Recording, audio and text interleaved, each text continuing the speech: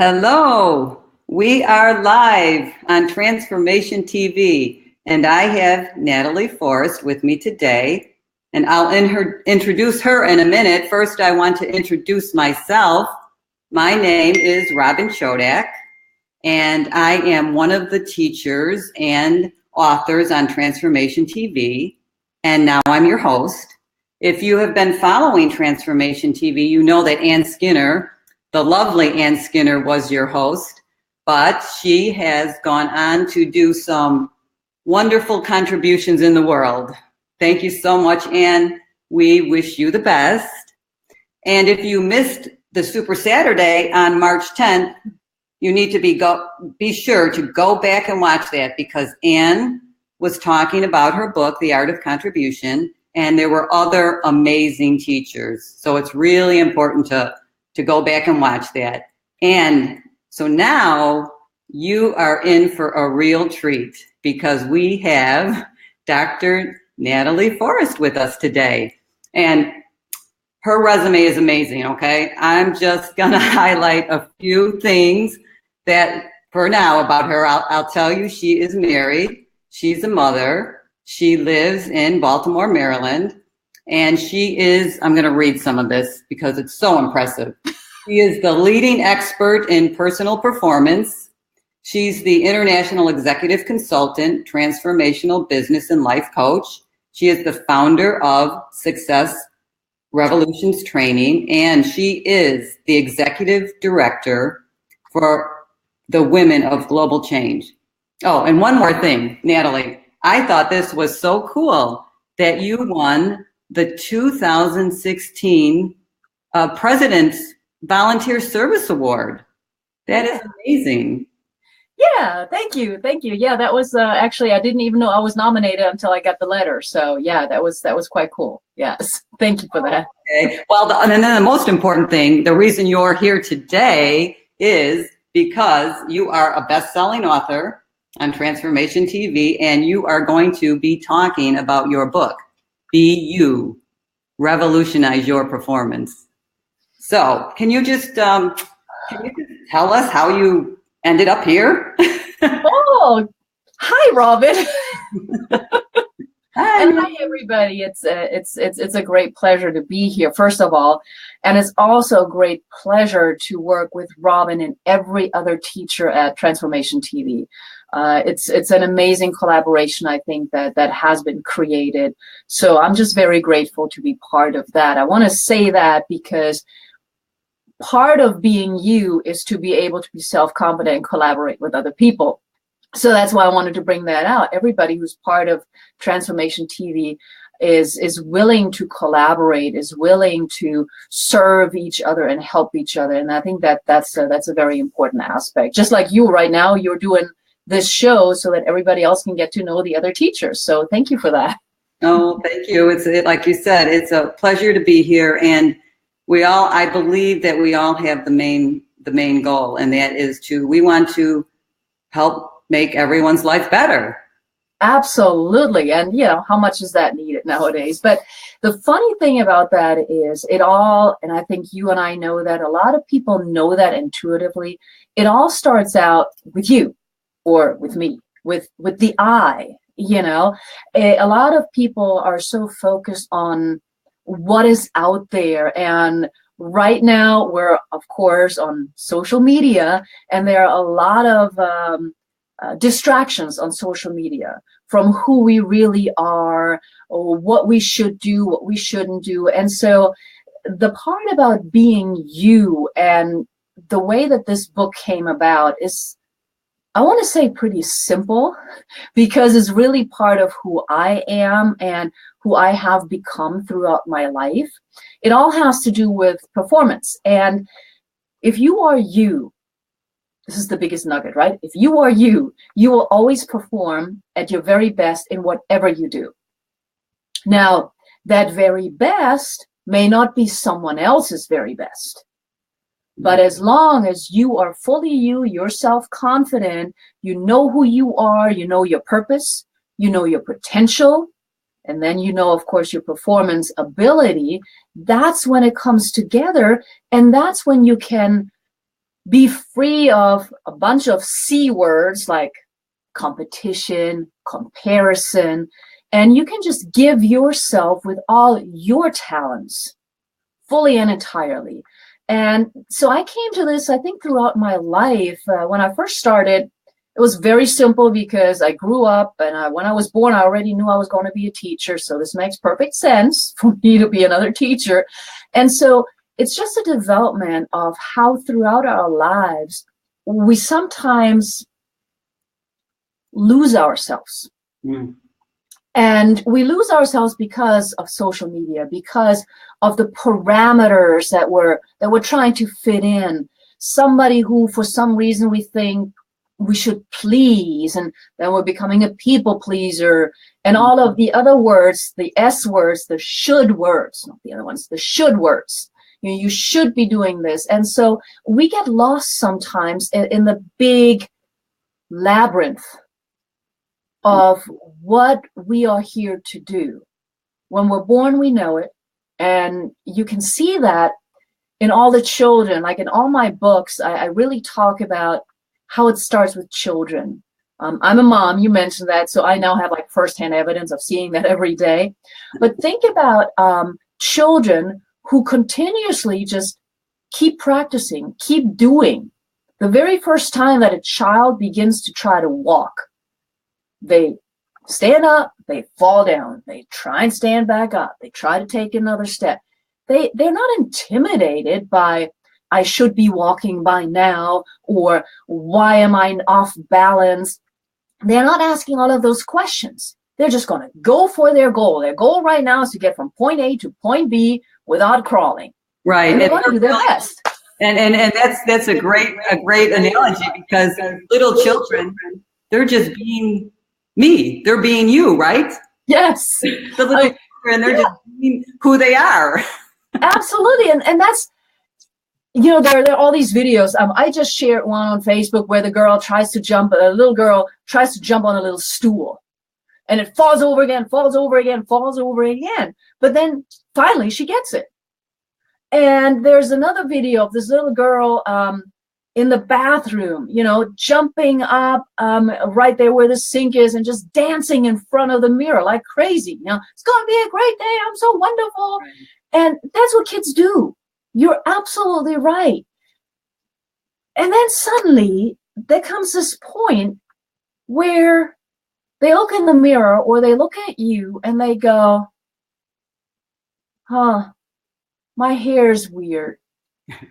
Everybody says I've got crazy hair. Is my tummy too big? Mm-hmm. Why? Somebody else can do this better than me. What am I going to do now? So-and-so doesn't want to play with me. Mm-hmm. And that's all the social parameters. It really starts the minute that we begin to officially socialize our kids. So by the time that you and I come around, you know, we've been through all of that. And somewhere in the process of going through that, like I said, we've lost a part of ourselves. We still know it's here, but we're not sure how to deal with it. And since we're not sure how to deal with it, we may be able to accept some guidance. And the guidance can come, of course, from anywhere. The guidance really is not somebody else telling you what to do. That would not be the right way to go. But recovering, I know you use the term recovery also, but recovering your purpose. We all know what our purpose is. Mm-hmm. I mean, everybody right now, it's so funny when I see it everywhere. Everybody talks about, what is your purpose? I'm going to help you find your purpose. Well, it's not necessarily being in the headlights or having your name on a billboard. We all have talents. We all have gifts that are unique to us. Mm-hmm. And wherever we can share them, whether it's at home, whether it's in the garden, whether it's at a job, whether it's as a performer, whatever it is, that's our unique gift to humanity at large. And by giving that away to society and the parameters of society, really, we're robbing humanity of our gifts. And this is not to say that sometimes our gifts and talents may actually appear more like burdens. You know, I mean, it's like, really? I remember when I realized like my bigger purpose, I was like, oh my God, really? I don't want to go there. I don't want to do that. But you know, it's our strength. It's what we're here to do. And we just need to re-embrace them. Right. Recover it, re-embrace them. Recover. I liked when you said recovery. Because I'm getting yeah. Are you with the sound? No, I'm fine. Viewers can hear okay. I hope so. If you're not hearing well, I would like to get a comment from someone.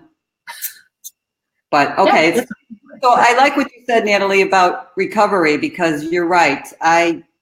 My whole journey is about recovery, and it was about recovery from grief. But in essence, really what it is recovery back to who we were. Yes. And who we were meant to be. Like you said, you were meant to be you.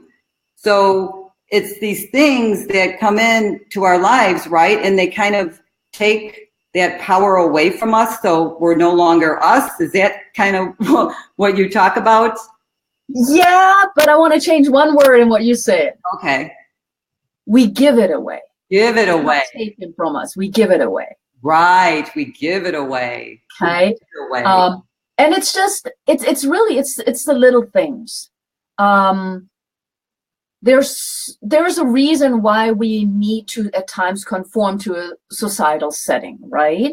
So that's normal. I mean, you can't show up in certain clothes at your work. We understand all of that. However, you can separate, let's say, your job from how else you behave. And so we have to perform certain functions just to be part of society. And we're all herd animals, so of course we want to be part of a group.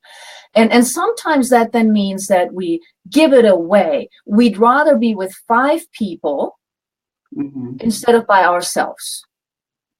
So if they all want to go to a specific movie, even if we don't like it, we might say, okay, I'll go, just to not be alone, which means we're really not happy with ourselves. And that is all that social process. So when I talk about being you, it's not just about recovering, re-embracing your potential. It's also accepting yourself. So strength and weaknesses is part of being you. You need to look at, what am I good at? What am I not good at? What do I like? What do I not like? And be honest about it. It's not right, wrong. It's not better or worse. Again, we all have our talents that are given, that we came here with. So the talents that we have right now, they're the ones that we need to apply. And that means, you know, for example, I always say I'm not good at math, which really isn't quite true. But I like other things more than math. So I realized that, yes, of course, I can do math. I'm helping my daughter right now, teaching her math, right? But I can do it, but it's not something that I enjoy. Even when I turn it into little games, it's just not. So understanding that, I outsource anything that has to do with math because somebody else is really good at that. I mean, I got a great accountant who's taking care of my taxes right now. I just give everything over to him, okay? So you give it over, you give it because you accept your own weakness. Okay. And it sounds like you can do that because you are understanding you, or you're knowing you more, right? Yes. So absolutely. The more that you know yourself, the better choices you can make, right? Yeah. And accepting yourself as such. You know, we have also been taught to talk down to ourselves, you know, like negative talk in the back of your head, because we don't look like X, we don't talk like Y and all of that. Again, you're you, of course you're not. And so once you accept that, there's a certain level of self-confidence that comes with it. There also is a certain understanding of what you want. And I talk about that in the book. I've got like little exercises in the book where I want you to write just some brief ideas, some brainstorm ideas, because it is crucial sometimes to write it down. Okay. So initially, when I ask people, what are your goals? They will tell me, well, I want to make this much money. They will do this. I want to do this. I'm like, okay, that's great. Now, again, what are your goals? Not society, not your mom, not your dad, not your grandparents, not your kids. What is your goal? And that begins, we've all heard of the onion. That begins when you start taking those layers off of what your mom said you should do, what your dad said, what society says, what your boss says, because everybody's going to tell you from the day that you can listen to somebody what they think you should be and do in life. Yeah. And it's got to be like Teflon sometimes, you know? Right. It sounds like it could be hard for someone that lives that way all the time, right? They need to unlock, I think you call those hidden patterns. Yes. I like that. You know, I watched your teaching segment. It was amazing. I recommend everyone watch it. And you talked about the hidden patterns. Yes. And I also liked when you talked about the example with the ladies that are all going out to get something to eat. And, you know, you just kind of go along. Yeah. Like what you said. And there's no right or wrong, but can you maybe elaborate on that? Because I think that's what people do all the time, and they don't even really understand that they're not being you, right? Yeah, absolutely. And thank you for pointing that out. We grow up with right and wrong, good and bad. So we're already in this opposite platform. It's either right or it's wrong. And it starts in school. I can't say it any other way. It starts in school. You either get the answer exactly right or you don't get it right. Even if somewhere along the way, you may have had the correct thought patterns in it. Okay.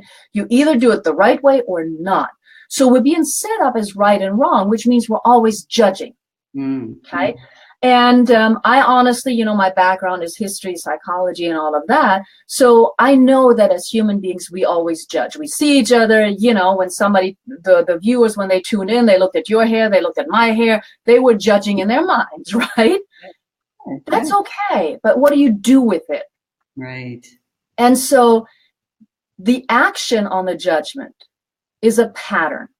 Somebody taught us directly or indirectly how to respond, how to react without thought process. It's just automatic. You know, I always talk about being on autopilot. Okay. So we see something, we remember something from way back when, even when we were maybe not talking, we just witnessed mom and dad say something or the grandmother, and we rush to that. We're like, right, wrong, okay, I got to go that way. All right. So we're judging and we're acting on a pattern that is somewhere in our brain, and we don't even know what it is. Okay. That either happens when we're young, and we take it in because children just take it in without us even knowing what they're taking in. Right. Or we're really being, what word am I going to use? Trained, that's a more neutral word, trained by TV, by society, how to act to certain things. And so it becomes the norm, and we just do it. One example of a hidden pattern that is socially accepted would be, snow is going to come. Okay, it's going to snow. By you, right? I know. That's why I'm looking outside. Oh yeah, snow. You know, so snow is going to come. What do a lot of people do when they hear a snow or a snowstorm might be coming? Oh, they want to get ready for the big snowstorm. They buy all the food. They stay in their house. They shovel. Yeah, but before they shovel, because the snow is not even there, they all are in the grocery store buying 3 items especially, right? As if they're going to be cooped up in their house for the next year. Yeah, that's true, right. And they don't even realize why they're doing it, right? It's just something they've been trained to do, so they're on autopilot. Yeah, I mean, I personally, I don't do that because we have enough in the house normally for a day. Okay. But, it is a pattern. Yeah. And another one is when, let's say you get up in the morning, you open the window and it's raining. And a lot of people, the minute that it starts raining, they go, oh, it's raining. It's gray outside. And they put all this energy into rain, gray, dark, negative. Mm-hmm. Well, let's spin that.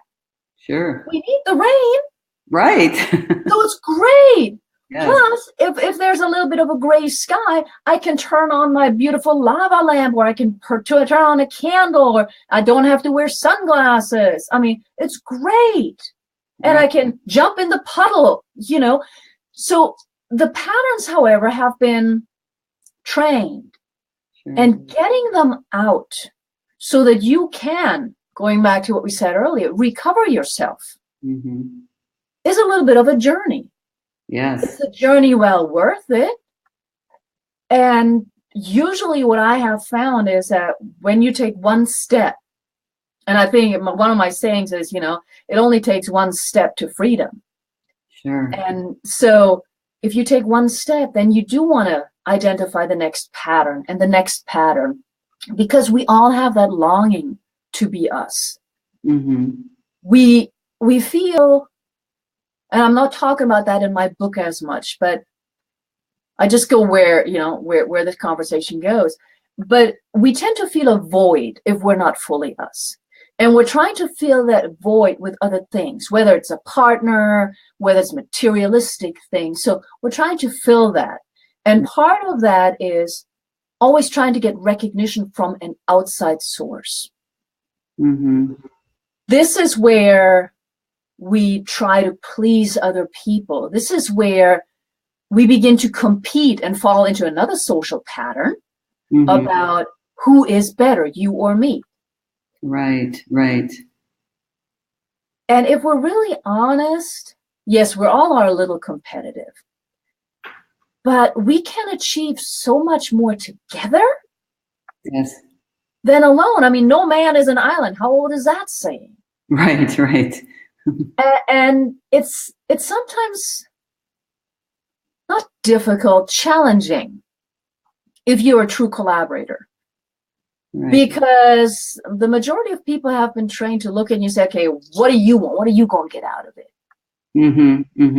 So, when you said, hey, let's do an interview on the show, I wasn't thinking, why would you want to do that? My thought was, is this the right time? Can I serve the people correctly? And how can I benefit everybody involved? Because that's how my mother raised me. And you're clearly the same way, because you're giving your time and you're collaborating. But there are a lot of people who don't get it. No, not yet. But they don't yet, Natalie. Once they read your book, and if they stick with this Transformation TV, okay, anyone who is watching this, they're already moving, I believe, to the next step. They're looking for something else in their life, and it's as you've already said it. It's that void. It's that void, and they're looking for something, and that's why Patrick and Marie have created Transformation TV. It's a movement.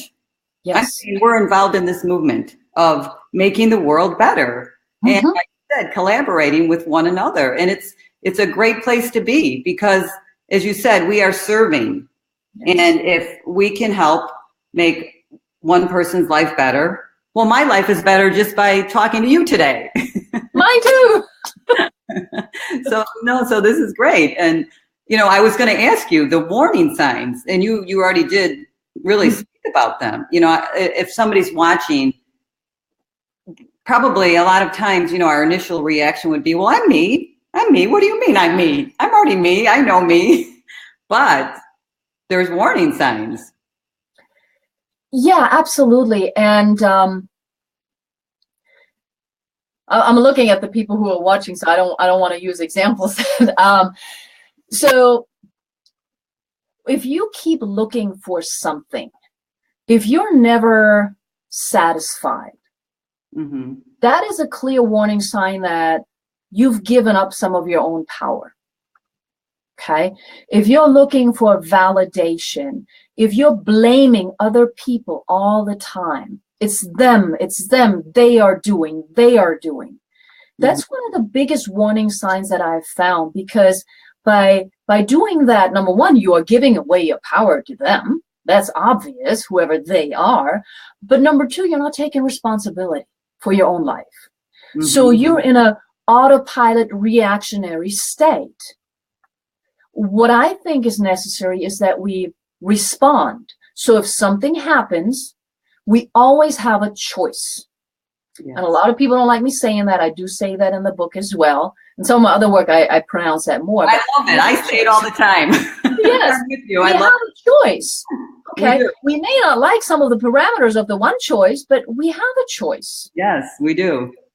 And so, my husband and I, we're very different. We come from very different cultural backgrounds. There's a lot that we don't necessarily agree on. Plus, we're from different countries. So our language, like, I'm very precise with the language that I use. But I'm also understanding that there's some things that I have learned. There's a word that if somebody uses it to me, I'm like ready to erupt. So if somebody, I'm going to give it away. If somebody tells me, "Oh, you look really cute," I'm about ready to go bananas all the way, right? It's just like, because a lot of stuff that had happened in my past, when a specific person told me you're cute, it was just like, oh, so it's like this red flag. Sure. So I told him about that, because you need a support system, right? I said, well, that word really, please don't use it. And at this point, I'm old enough to say, I'm almost there. When somebody uses that word, I no longer go ballistic. I'm just looking at them. I say, okay, I really don't like that word. Right. But I make it a point, and this is important, I make it a point to explain it. Because the person who's using the term cute or whatever other word they might be using, they probably come from a very different background. They might just be trying to give me a compliment.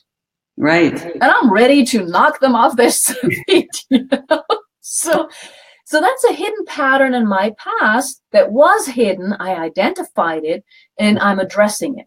Right. So I'm no longer on autopilot. There's still some other words, We all have them.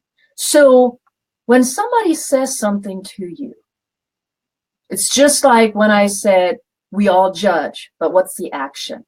Right. Okay? When somebody talks to you, you have to own yourself. You have to listen to yourself, body, mind, and soul, and watch every reaction that's going on. And then say, okay, I'm getting hot flashes, my hands are getting sweaty, whatever it may be, and say, okay, why is that? And then the next step is that you respond to it. And if you are willing to get to know yourself again, then you can respond by saying, okay, that just didn't come across quite the way that you may have meant it. Don't give them the power. You're still owning your own power, right? So you're giving them a chance to explain, what did you really mean? Where are you coming from in this? Sure. And by being open to that, you can pretty much, eliminate any kind of miscommunication. That doesn't mean that sometimes you want a miscommunication and you just want to get into an argument, and you have to own that too. But those are like the hidden little power thingies that go on all the time. Right. And we're being inundated with them on TV, and it affects what we do and how we do it. So the other piece, and a lot of doctors talk about that, is if you wake up every day and you're tired, something's going on. You are not looking forward to the day. Why not? Of course, you can say, well, I have to go to a job that I don't like. I have to meet this person I don't like. I have to cook. I have to clean. Okay. Well, if you didn't have all those things, would you still be tired? And if the answer is yes, then you need to recover yourself. And A lot of, yeah. no, Go I ahead. they can come to you and you can help them, or they can read the book because you're going to help people uncover themselves, right? Yes. Yeah. This is what we're teaching. This is what you're teaching. Yes. Because a person is that one way doesn't mean they can't change, right? Absolutely. I would want to say they cannot come back to themselves. And so you're absolutely right. When I work with people, we go through this process, and some of that process is outlined in the book. I mean, I give a lot in that book already, just because I want people to be able to help. Really, I think you and I and everybody on Transformation TV, we're in the business of eliminating our business, because we want everybody to be able to do it themselves. And so when you look at the book, when you work with me, we go through it step by step, because honestly speaking, it's just easier if you have some help. Sure. I've done it mostly by myself after my first marriage fell apart. It took me like a whole summer, like 4 months, to really get down to the nitty gritty. I had a couple of friends helping me, but it was pretty much me, because I was also in a different country all by myself. So I would have been very happy if somebody had held my hand a little bit more. So the process that I work through, and I need to use the term work, I'm always hesitant to use it, but that I work through with people, number one, it's not hurtful at all. It's actually very enlightening. And we do it together, and then you can find more support system people outside. The biggest thing when you start this journey to recover yourself, the journey to go through grief, the journey to build a business, whatever journey that is that most of the time, especially when it comes to personal transformation, the people you currently have in your life are probably not the ones you want to ask for help. That's right. And the reason why I'm saying that is because they know, love, and trust you the way that you are, the way that they have come to know you. If all of a sudden you begin to implement changes, they may wonder what's going on, especially if you're not explaining to them what you're doing. But they love you the way that you are. And I mean it, they love you the way you are. So they want to keep you the way you are. Mm-hmm. Therefore, usually somebody on the outside, whether it's a transformational coach, whether it's a counselor, whether it is just somebody that you randomly run into on the street, and a lot of people talk to me on the street, so they sometimes are the best people to get you started and then to possibly help you along the way. And all that is necessary is that you follow a certain process to identify those hidden patterns and take your power back. Yes. Because once you recover yourself, once you are you, once you are self-confident, regardless of what size, what color your hair is and all of that, once you know who you are, you will wake up most mornings, not every morning, most mornings, very happy and excited. Right. There will be mornings where you still have to do the dishes. So, I give you that. But it also leads you to be less competitive and anxious over competition, which means you perform every task that you do more precisely at a higher level, and just, this is going to sound corny, with a smile. Mm-hmm. No, that sounds great. And my philosophy has always been, there's no need for competition, because there is not enough in the universe for everyone. And the other thing, you're going to love this, is because I say this when I write my books, okay? I am not writing any new thought, because there's really no thought that is a new thought. Right. But I am writing it in my own way, and only I can say it the way I say it, because it's me, because I'm me. And it's basically this is what your teaching is about, trying to help someone become you. Not you, but them. Yeah. Right? Maybe you want to become you, Natalie. No, trust me. There's a lot of stuff here. The funny thing is that what you said is so important. A lot of people try to copycat others.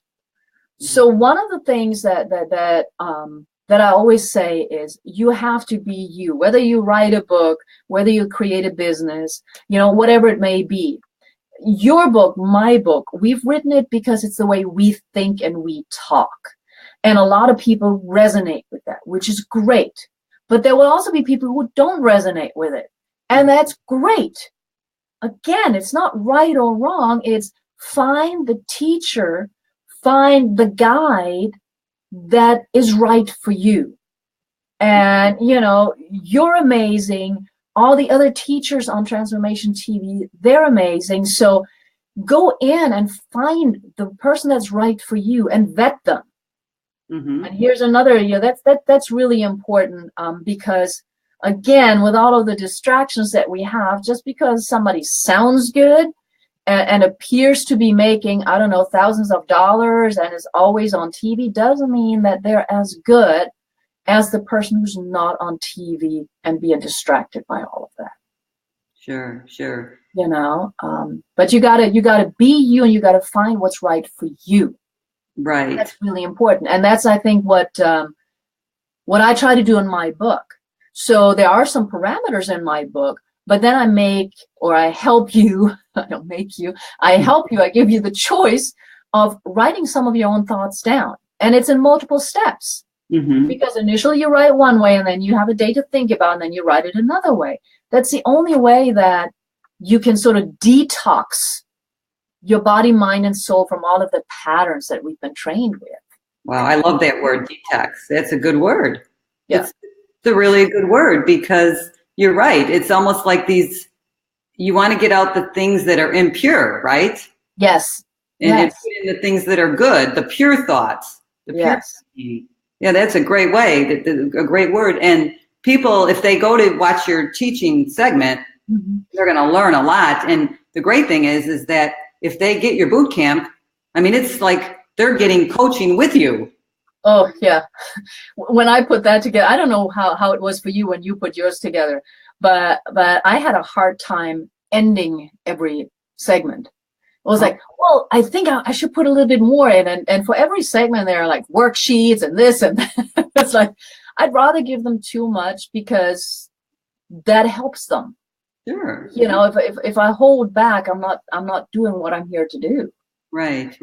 Well, and it's a way, to me, this is a way you'll find out if you're compatible with someone. And yes. that's you're doing this. If like somebody wants a coach, you need to be compatible. I give a 20-minute free consultation because yes. I want the client to feel connected with me.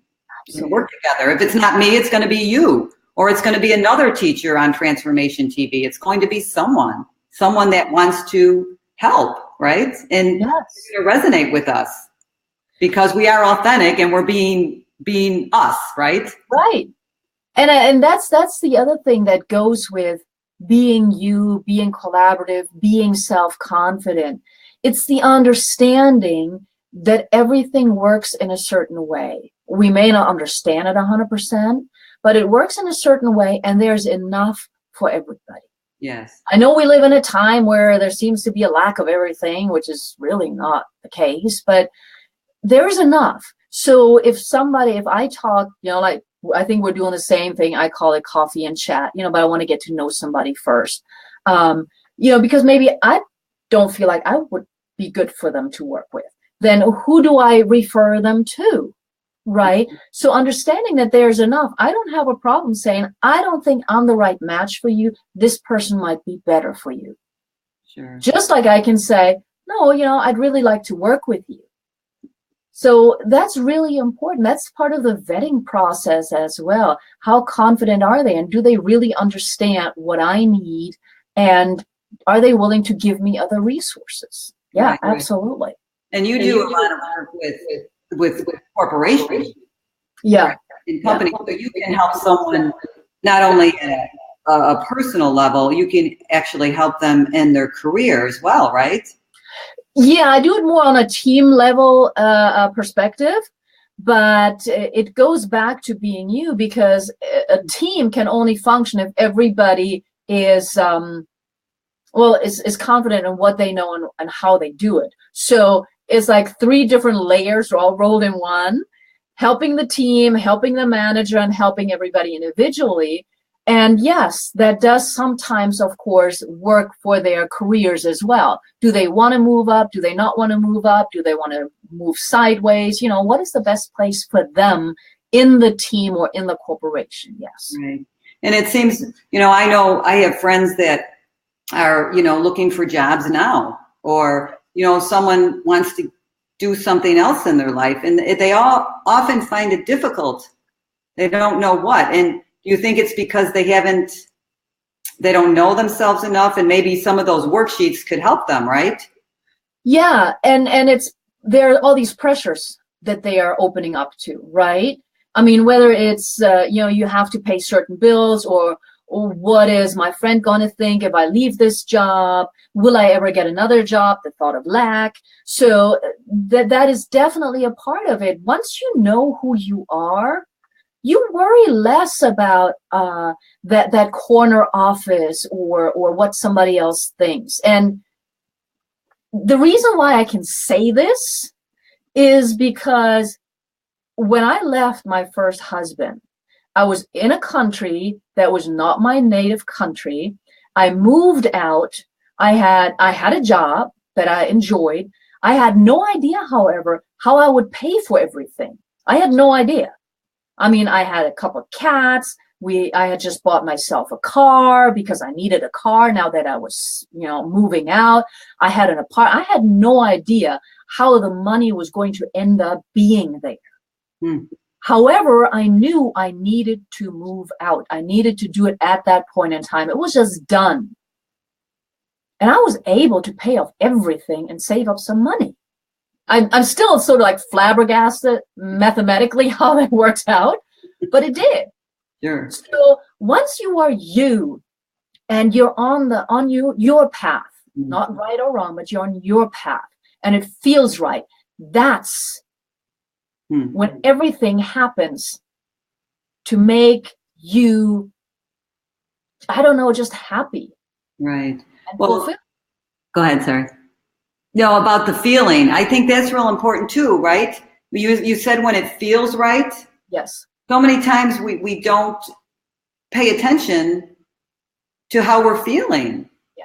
And therefore, if we're not paying attention to that, we don't necessarily even begin to make changes, right? Yeah. It has to do with, again, with all of the pressures around us. But it's also that, in a sense, we've been taught not to follow our intuition, right? We're asking all of the analytical question. I mean, we've lived in a time frame of, I don't know, the masculine. It's always why, how.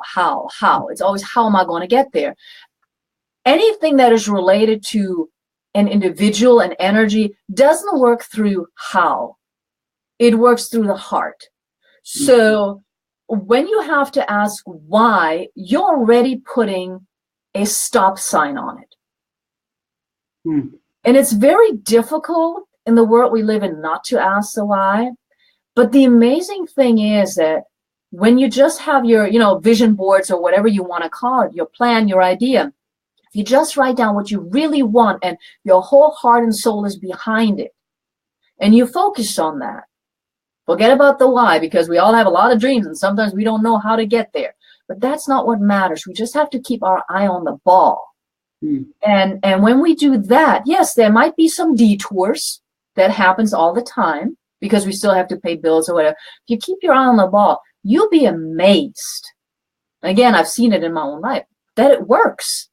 If I had asked, how am I going to make this happen when I moved out? I would still be in that marriage. But I couldn't. I had to say, I need to get out for me. And it was a process, right? But I had to get out for me. And when I did that and took that step, everything came together because I didn't give up on me being me. I had recovered myself enough at that point that I could just go out there and do it. Right. So I'm sure there's some people that are going to be watching. Maybe they're not with us right now, but they'll be watching the replay, and they might be in this place where they're just not really being themselves. And so, you just uncovered some things, but is there something like initially, like if you were going to give a step to just kind of, what's the first thing they need to do to just really start this process, really start the journey? Because listening to you, I want to become, everybody should want to become more of who we are. Because like you said, you get rid of you do live in this state of less stress, less worries. And it's sometimes hard for people to imagine because they're not there. Right. But you've gotten there, I've gotten there. So we know this stuff works, right? Yeah. I think we're living proof, right? Yes, absolutely. So I guess I would want to, have someone be able to walk away like, what's that first step they can do to just, get them on their journey? Well, the very first thing, and I think I mentioned that in the show as well as, of course, in the boot camp and definitely also in my book, start writing things down. Okay. If you want to understand why you are where you are, and you always are where you need to be, starting to identify your relationships with other people and the patterns in those relationships that was the first step I took. Mm-hmm. And it opened the door for me to a broader picture. And what I mean by that is, just write down all the people that you're currently interacting, and maybe some very important people in the past that you had as well that you may no longer be in touch with, but you still remember them. Write them down and just see, what happened with them, what happened with me, or in my words, what did I teach them and what did they teach me? Okay. And you begin to understand the patterns in your life and why they are no longer there, or why they are still in your life in some ways, for better or for worse. Oh, wow. That's great stuff, Natalie. And I think, unless people hear these things, they wouldn't really begin to think about doing them. And I agree with you. I think journaling, writing is so important, but you're taking it a step further. It's like, okay, now we're going to look at, our relationships and how we're learning and teaching and things like that. So you're taking it to a deeper level. And then, that's just the beginning. And so if somebody really wants to, transform, they can follow more of your teachings and they can coach with you, and get your boot camp. Yeah, absolutely. Absolutely. Because it is the first step. And a lot of people don't like journaling, which is why I always start out with this exercise. The journaling is so crucial. You're so right. But there's also a way to do the journaling that is actually helpful. Versus, just the one that we did when we were teenagers, if we did that. So, but it is important to look at your relationships and then who are you in those relationships? So, for example, I'm going to stay with my ex-husband. There's a reason why the things happened in our marriage that did. And so now, years and years later, but even after the summer, after I had left, I was able to be grateful for that marriage, which is kind of hard to understand for some people. But there's so much that he taught me, that helped me recover parts of myself, that I'm eternally grateful for. Even though the marriage wasn't the best and all of that good stuff. But it was like, no, I'm actually grateful, because if you hadn't done what you did, I would not have walked away and have the life I have now. Right.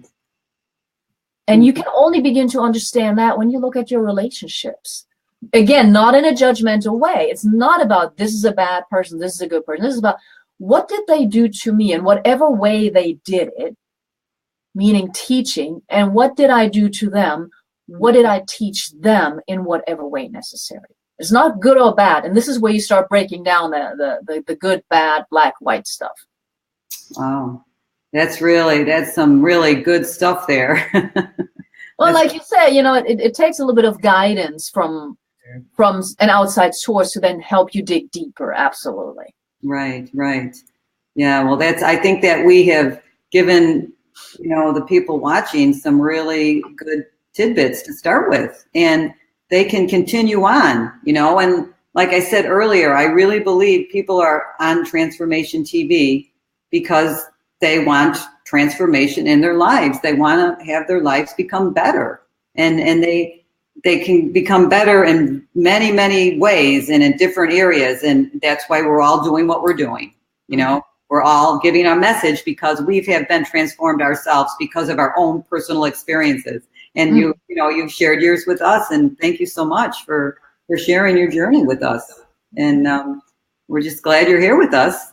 And I think we're probably almost out of time, but I'm thankful to all the viewers that have been watching. And if you weren't able to be live, because I know people do work, they're in those 9 to 5 hours, but this is always on Facebook. So they can just go back to the Transformation TV page and they can see it. And I've been tweeting it and I've been posting it on my page and various things because we want these messages to go out there.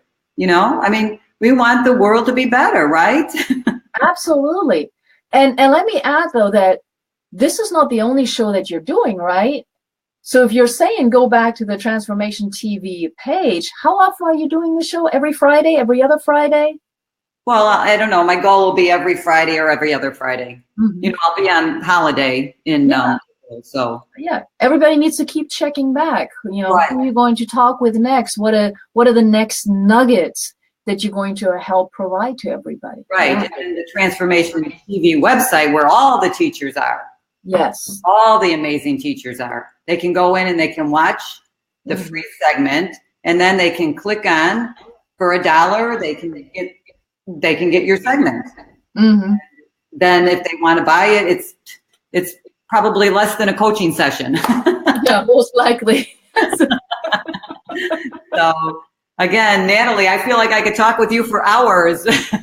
Yeah, let's do it. But I think we're just about out of time. So is there anything, did we cover everything, or is there anything else you'd like to say? No, I think I just always like to finish by saying you're here for a reason. Don't waste it. Don't waste it. You're here for a reason. Give humanity, give yourself all that you are because you're important. And I say that most of the time, but I really mean it. And I try to teach and live that every day. Oh, good. That's beautiful. And we are here for a reason, and I won't waste it. And I hope I get to see you in April. Yes, you will. Yes. Oh, wonderful. Wonderful. All right, Natalie, thank you so much. Thank you, Robin. For watching. Please come back to our show. Okay. Thanks, everybody. Bye for now.